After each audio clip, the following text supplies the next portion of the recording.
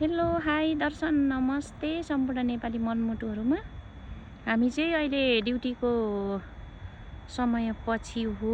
आज 7.5 घन्टा ड्युटी गऱ्यौँ ओऱ्यौँ। हिजो अस्तितिर चाहिँ अलिकति बढी कति 12 घन्टासम्म ड्युटी थियो 2-4 दिन चाहिँ। आज चाहिँ 7.5 घन्टा ड्युटी गरेर फर्किराखेका छौँ। 4-5 दिन जस्तो भयो अलिक घाम लागिराखेको, अनि बरफहरू पनि हिउँ पनि अलिक पक्ले छ। अनि त्यही कारणले म चाहिँ यहाँनिर भ्लग बनाउनलाई मन लागेर सुरु गरेको। ल हेर्नुहोस् गाइज, यस्तो दामी छ कि ठाउँ।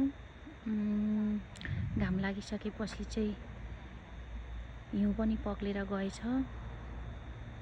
नामेस तोबोको ताल हो यहाँ चाहिँ। यो टुरिस्ट एरिया रहेछ। यहाँनिर ठुल्ठुलो होटलहरू छ हैन। हामी चाहिँ यो होटलदेखिको त्यो मसिनो घरदेखि मासतिर सानो घर छ हाम्रो चाहिँ 3 तले, त्यहाँ बस्छौँ। रमाइलो छ जे होस्, गाउँ छ।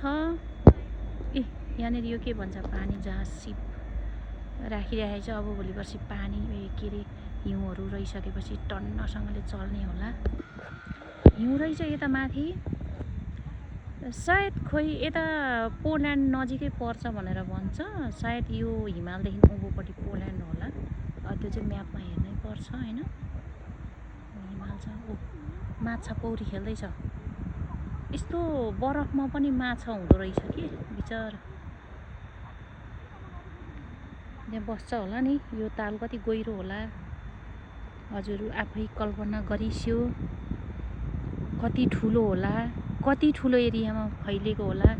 यहाँनिर चाहिँ यहाँ के हो, यो चर्च हो कि खोइ के हो, मस्जिद जस्तो छ। 2टा टुप्लुक टुप्लुक टाउको पनि छ। ल ओ माई गड, यो चाहिँ आइल्यान्ड है।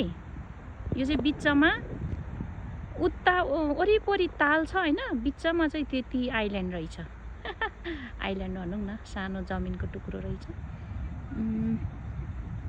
हाम्रो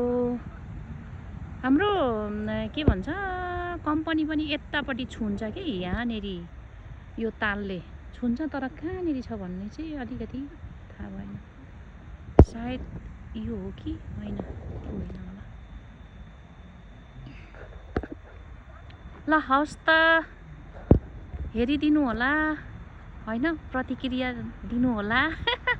सुरु हो मेरो यो चाहिँ। अब बिस्तारै म हजुरहरू सामु अरू पनि लिएर आउने छु। रमाइलो ल बाबाई। आफ्नो ख्याल गर्नुहोला सम्पूर्ण साथीहरूले। हवस् त, धन्यवाद।